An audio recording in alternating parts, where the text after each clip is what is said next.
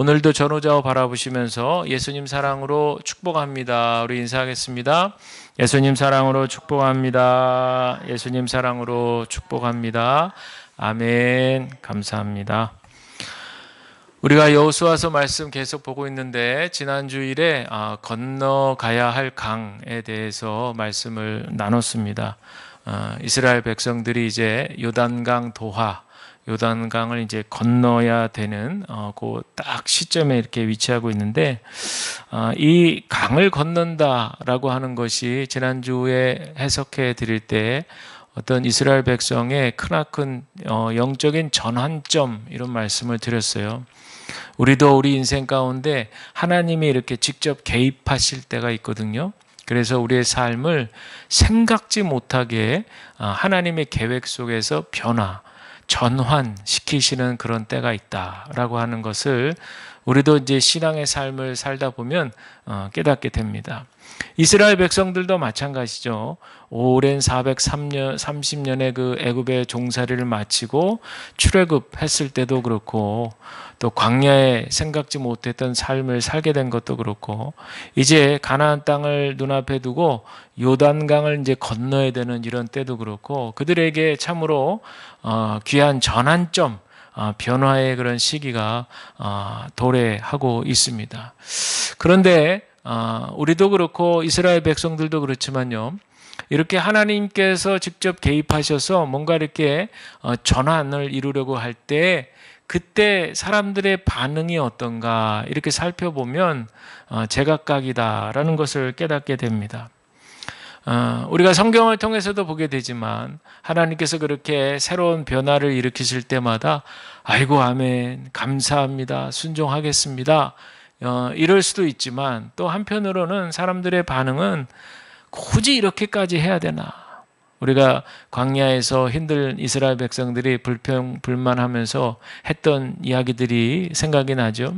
차라리 그냥 애굽의 종살이가 낫지, 뭐 이렇게 고생한다고, 집 떠나면 다 고생인데 뭐 이렇게 사서 고생하나? 이제 그런 비슷한 이야기들을, 원망 섞인 이야기들을 하게 되는 것이죠.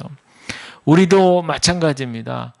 갑작스러운 그런 하나님의 개입으로 인해서 어떤 우리 인생의 변화와 전환점을 이룰 때, 그때 아이고 감사합니다, 할렐루야, 아멘, 뭐 그럴 수도 있겠지만, 또 한편으로는 뭐 굳이 이렇게까지 하실 필요가, 이렇게 반응이 제각각 달라진다는 것이죠. 그러나 우리가 분명히 기억해야 될 것은요, 하나님께서 계획하셨고 또 하나님께서 그리 하시겠다 하시면 우리의 어떤 그런 상황과 상관없이 하나님께서 이끌어 가신다는 거예요.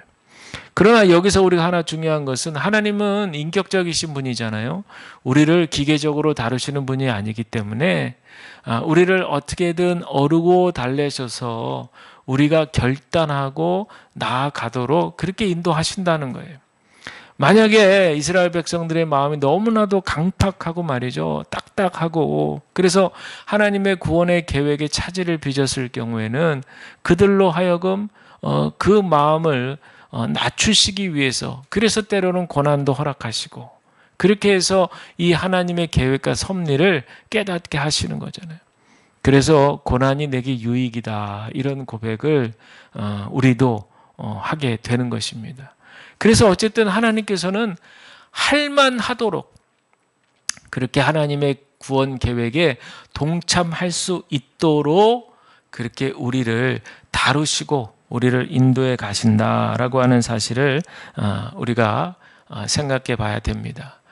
그런데 이스라엘 백성들을 생각해 보면요, 광야에서 이제 부모 1세대들이 다 죽었거든요. 그리고 지금 이제 가나안 땅에 진입하기 위해서 기다리는 세대들은 그 자녀 세대들이에요. 이 자녀들이 광야에서 부모와 함께, 또 어떤 자녀들은 광야에서 태어나서 쭉 자랐을 거 아니에요. 그러면서 그 광야에서의 환경을 다 경험했어요. 그 고생 아닌 고생을 어릴 때부터 다 경험했고, 그리고 보면서 또 부모들이 또 그 광야를 지나면서 다 죽게 되는 것도 그 자녀들이 봤어요. 그럴 때 이 자녀들은 어떤 생각을 했을까? 한번 생각을 해봐요, 제가. 과연 때가 됐으니까 이제 우리 부모님들 다 돌아가셨지, 그렇게 그냥 평범하게 생각했을까? 아니면 이렇게 고생을 시키시더니만 우리 하나님, 그저 우리 부모님 돌아가셨는데 편하게도 장례도 못 치르게 만들고 말이야. 광야에서 무슨 장례를 제대로 치렀겠어요. 그러니까 그런 원망 섞인, 가뜩이나 고생하니까 힘든데 거기다가 지금 또 부모님 돌아가시고 이러니 원망과 불평이 끊이지 않지 않았겠을까라고 하는 이제 그런 생각을 해보게 됩니다. 왜 하나님은 이렇게 우리를 광야로 몰아셔가지고 힘들게 고생시키시더니만은 또 우리 부모님들도 이렇게 죽게 하셨나, 이런 생각도 할 수 있을 것 같아요. 지금 우리 한국교회의 핵심 화두는 다음 세대, 우리의 자녀 세대들에게 과연 우리 어른들의 이 훌륭한 신앙의 유산을 잘 물려줄 수 있겠느냐, 이게 바로 지금 우리 한국교회 전체의 핵심 화두가 되고 있습니다. 왜냐하면 저 어릴 적만 해도 부모님이 교회에 다닌다? 그러면 자녀들은 당연히 교회 나가는 거죠. 그래서요, 교회 학교에 나가서 예배드리고 분반 공부하고 그러면서 어릴 시절부터 신앙생활하는 게 너무나 당연하고 자연스럽게 생각을 했어요. 그런데 지금은 그렇지 않다는 거예요. 여기서 제가 그렇지 않다고 말씀드린 것은 당연하지가 않다는 거예요. 그나마 그렇게 하고 있는 가족은 정말 다행인 거고 꼭 그렇게 되지 않고 있다는 거예요. 그런데 흥미로운 설문조사 결과가 있어요. 영유아부터 중고등학생까지 그 아이들이 처음 신앙을 접하게 된 계기가 무엇인가를 물었더니만 다 90%가 10명 중에 9명이 부모를 통해서, 즉 가정에서 믿으니까 아이들이 자연스럽게 신앙에 접하게 되었다라고 하는 설문의 답이에요. 그 말은 뭐겠어요? 이제 지금은 나 혼자, 저 어렸을 때는 나 혼자 교회 나온 애들이 꽤 많았거든요. 전도돼서. 근데 지금은 그런 아이들은 그저 한 10% 정도밖에 안 돼요. 10명 중에 그저 한두 명 정도만 그럴까? 나머지는 다 그저 집안, 가정이 예수 믿으니까 자녀들도 믿는 거예요. 그런데 지금 한국교회의 심각한 문제는 그런데도 불구하고 이탈률이 높아지고 있다는 거잖아요. 그럼 이건 도대체 무슨 문제이냐? 제가 생각할 때 저는 부모와 자녀 간의 어떤 신앙의 추억이 많이 쌓여져야 되는데 그런 어떤 신앙적 관계가 헐거워지고 있다 이거예요. 옛날에는 정말 이런 표현이 써서 좀 그렇지만 툭 하면 가정 예배 드렸잖아요. 옛날에는 정말 그냥 모이면 가정 예배 드리고 찬송 부르고 같이 기도하고 이런 분위기가 자연스러웠단 말이에요. 그런데 지금은 부모 세대들의 신앙도 많이 흔들리는 그런 상황 속에, 그러다 보니까 자녀들과 함께 대화를 나눌 때 세상적인 대화도 나눌 수 있지만 신앙적인 대화, 또 이 부모님의 한 주간의 신앙의 삶을 자녀들과 함께 나누고 같이 기도도 하고 너희들은 한 주간 동안에 말씀 가지고 어떻게 살았니? 이런 얘기도 할 수 있는데 그런 어떤 신앙의 추억거리들이 점점점 줄어들고 있다라고 하는 그런 얘기예요. 우리가 부모님과 자녀가 신앙 대화 한다고 해서 꼭 성경책 딱 펴놓고 그런 얘기 하지 않아도요. 이미 다 신앙 안에서 우리가 살고 있기 때문에 그 부모님의 한 주간의 신앙의 삶에서 나오는 신앙의 고백들, 이런 것들을 자녀들과 자연스럽게 나가는 것, 이런 것들이 저는 굉장히 중요하다. 대화가 굉장히 중요하다. 저는 그렇게 생각하거든요. 그런데 지금 점점 이제 그런 상황들이 어려워지고 있다. 그런 얘기예요. 자, 이스라엘 백성들을 생각해 보게 됩니다. 이스라엘 백성들 광야에서 그렇게 부모 세대와 자녀 세대가 함께 공존했을 때를 한번 생각해 보면 애들이 어린데 가뜩이나 광야가 너무나도 살기가 힘들고 찡찡거리고 막 배고프다 그러고 보채고 얼마나 그런 일이 많았겠어요. 물론 이제 그럴 때마다 하나님께서 여러 가지 기적들을 통해서 만나와 메추라기, 뭐 낮에는 불기둥, 뭐 구름기둥, 밤에는 불기둥, 뭐 등등을 통해서 그 광야 안에서도 하나님의 살아계심을 직접적으로 경험했지만, 그 부모가 자녀와 이렇게 함께 있을 때 우리 선조들에게 베풀어 주셨던 하나님의 기적의 역사, 이런 것들을 왜 이야기 안 해줬겠어요? 홍해가 쫙 갈라지는 이런 기적의 역사들, 이런 것들 함께 그것들을 같이 경험하는 마음으로 함께 이야기를 나누지 않았을까요?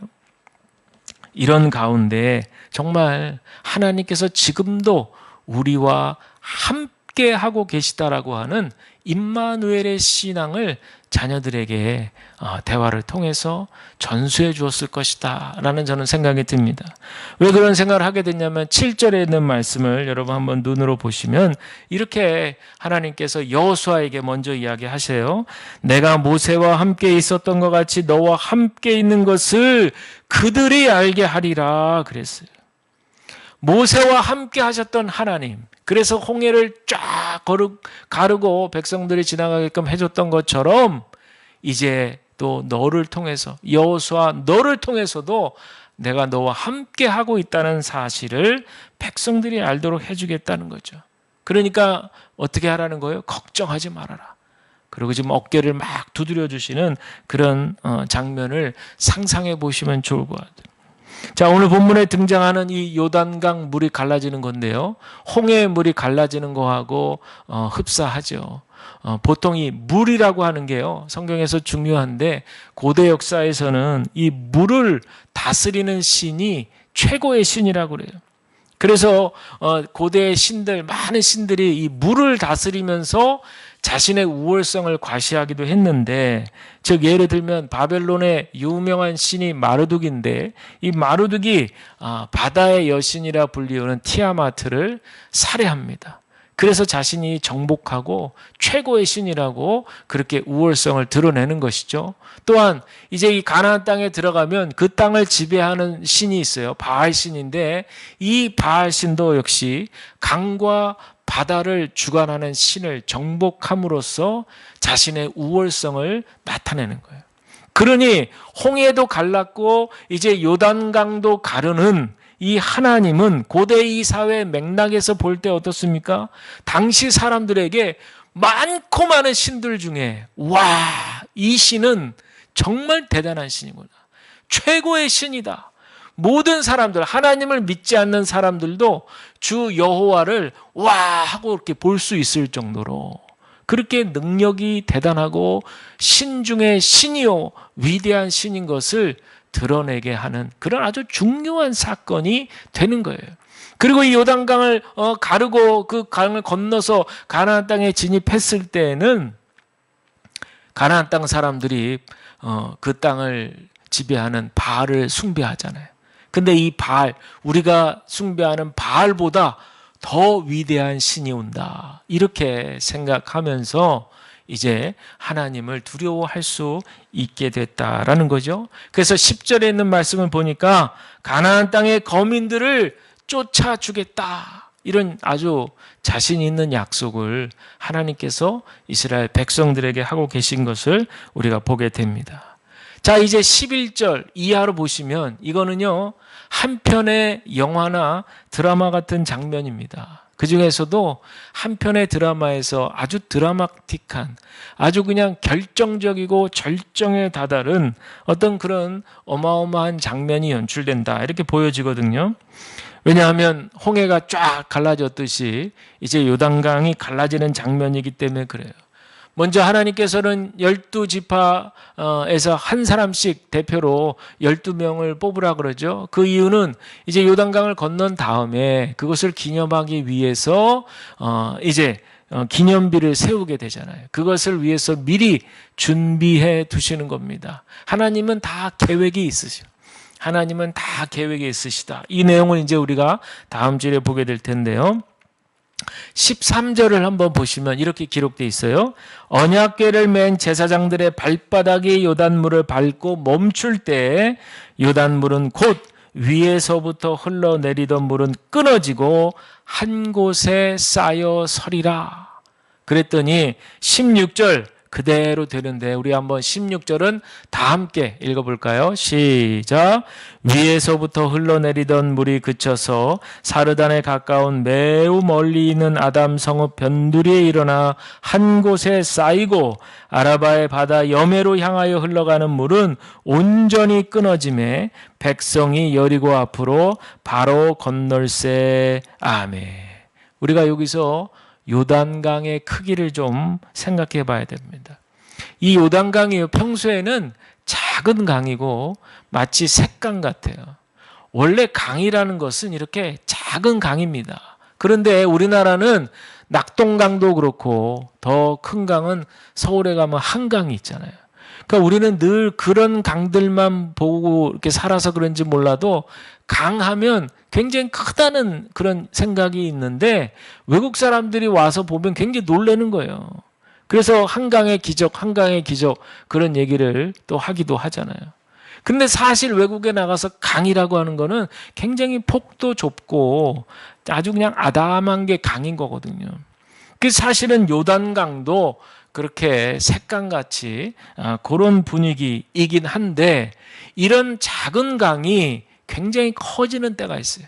그때가 언제냐? 15절에 보시면 곡식을 거두는 시기다. 이게 바로 추수철 아니겠어요?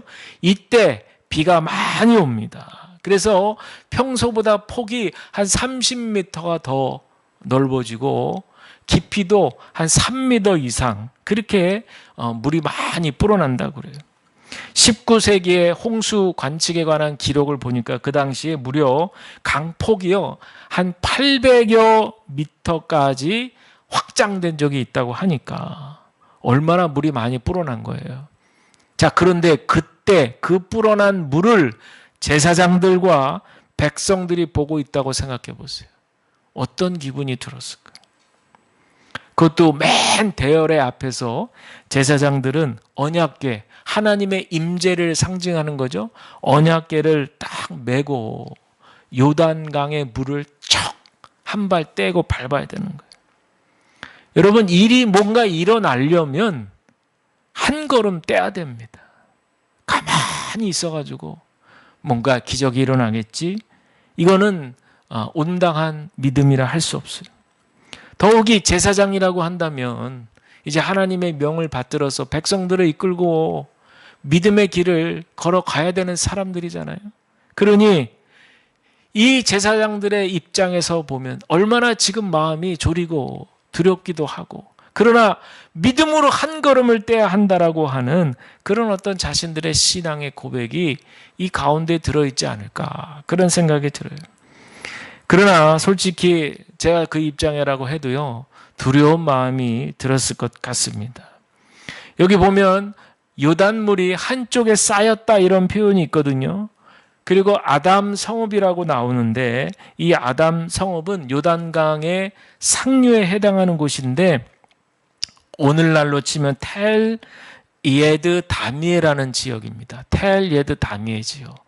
이 지역이 여리고에서 한 북쪽으로 25km 정도 좀 떨어진 곳이죠. 그 거리에 있는 아담 성읍인데 이 아담 성읍에 물이 쫙 쌓여지고 말이죠. 그리고 중간에 이제 쫙 갈라져서 마른 땅이 되고 그리고 하류 쪽 물은 사해로 이제 흘러가는 거예요. 사해로. 그렇게 연상해 보시면 돼요. 북쪽에 물이 확 기둥같이 쌓여가고 가운데 마른 땅이 됐고 그리고 하류는 사해로 쫙 빠져나가는 거예요. 그러니 이 백성들이 그 가운데를 쫙 지나가고 말이죠. 그 행렬의 맨 앞에 제사장들이 언약궤를 메고 또 거기서 딱 중간에 서 있는 거잖아요. 마른 땅에. 근데 저는 이제 그 장면을 이제 준비하면서 설교 준비하면서 한번 상상을 해봤거든요.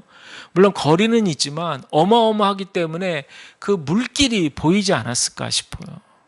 그러면 그 어마어마한 그 물길을 보면서 어떤 생각이 드냐면 영화에 보면 옛날에 본 영화 중에 토네이도 그 막 엄청나게 휘몰아치는 토네이도 바람이 불어오는 영화 있잖아요. 그때 주인공들이 기상학자인데 그 토네이도를 연구하려고 아주 용감하게 그냥 차에다가 장비를 싣고 말이죠. 그 토네이도가 어떻게 변화되는지 그걸 측정하려고 그 토네이도 발원지에 가가지고 거기서 막 그 측정 기계를 딱 산발이를 갖다 대고 막 이제 그런 걸 해야 되는데 바람이 너무 세게 부니까 그냥 그 측정 기계가 확 날아가고 막 차가 막 그냥 덜컹덜컹거리고 그래서 도저히 안 되겠다 하고 그냥 차를 빼가지고 막 그냥 꽁무니를 그냥 하면서 막 도망가는 그 장면이 딱 떠오르는데 얼마나 무섭고 두렵겠어요?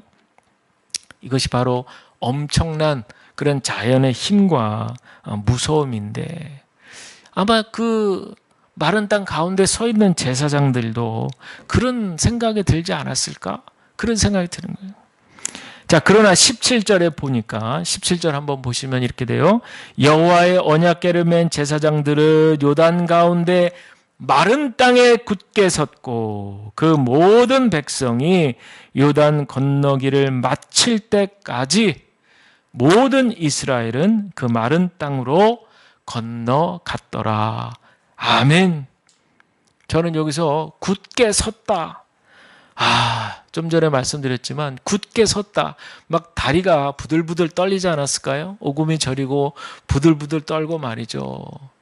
와, 저쪽에 그 엄청나게 하늘 높이 치솟아 있는 물길을 보면서 말이죠. 그 물기둥을 보면서 와, 막 정말 입이 다물어지지 않았을 것 같아요.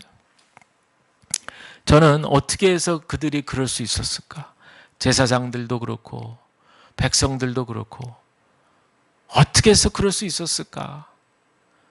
당연하게 생각하면 이건 뭐 답이 뻔한 거예요. 그러나 조금 더 성경을 좀 더 새롭게 그리고 조금 더 당연하게 생각하지 않고 한번 그 입장이 되어서 어떻게 하면 이들이 그럴 수 있었을까를 곰곰이 생각하면서 성경을 보다 보니까 제 눈에 확 들어오는 부분이 있었어요.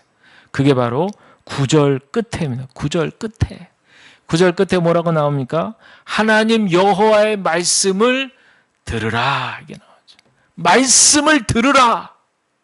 여기서 듣는다는 건 들을 청자, 한문으로 들을 청자인데 그 뜻을 보니까 듣다, 자세히 듣다, 그것뿐 아니라 기다리다, 받아들이다 이런 뜻이 있어요.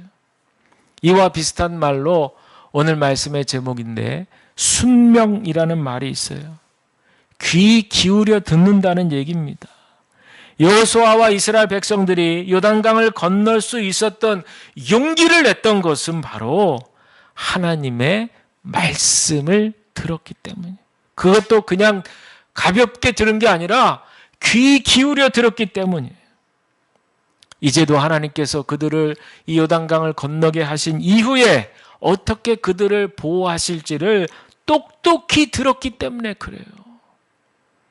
그리고 그 들음이 마음속으로 깊이 들어왔기 때문에 그래서 지금 한 발을 떼고 또 한 발을 떼고 요단강에 발을 담글 수 있었던 것입니다. 여러분, 하나님 말씀에 귀 기울이고 그 뜻을 분별하여 따르는 것이 곧 순명입니다. 이것이 우리의 신앙의 삶의 태도가 되어야 할 줄로 믿습니다. 주님, 말씀하소서, 종이 듣겠나이다. 이럴 수 있기 위해서 여러분 먼저 우리가 주님의 말씀을 주의 깊게 듣는 태도를 가져야 됩니다. 이것이 오늘 우리에게 주시는 적용의 말씀이에요. 그 옛날이나 지금이나 앞으로도 여전히 하나님은 신실하시고 위대하시고 우리의 생사화복을 주관하고 다스리고 계시는데 그 하나님을 경험하고 체험하는 것은 바로 이 생명의 말씀을 듣고 한 걸음 요단강으로 한 발 한 발 떼일 때 그때 하나님을 경험할 수 있다는 사실을 기억하시기를 바랍니다. 우리가 하루하루 살아갔는데 오늘 우리가 하루를 살 때 여러분 어떤 소리를 들으시는지 한번 생각해 보세요. 저와 여러분 우리 모두는 원하든 원하지 않든 이 대중매체 미디어의 아주 압도적인 영향 속에서 살아가고 있습니다. 또 우리의 시각은 여기저기 우리를 보게 하는 여러 가지 화려한 광고들, 이미지들, 거기에 우리가 넋을 잃고 살아가게 만드는 것이 그래서 우리의 현실이에요. 그래서 이런 현실 속에 여러 가지 욕망에 사로잡힌 우리의 영혼은 뭔가 계속 새로운 것을, 우리의 감각을 충족시키기 위해서요, 자꾸만 새로운 것을 찾으려고 하고 또 더더군다나 밋밋한 건 재미없어요. 더욱더 자극적인 것을 찾느라고 분주합니다. 그러다 보면 우리의 영혼은 들떠 있어요. 이럴 때는 하나님의 세미한 음성이 들리지 않습니다. 아무리 마음에 모아서 하나님의 음성을 들으려고 해도 여러 가지 잡스러운 소리로 인해서 방해를 받게 되는 거예요.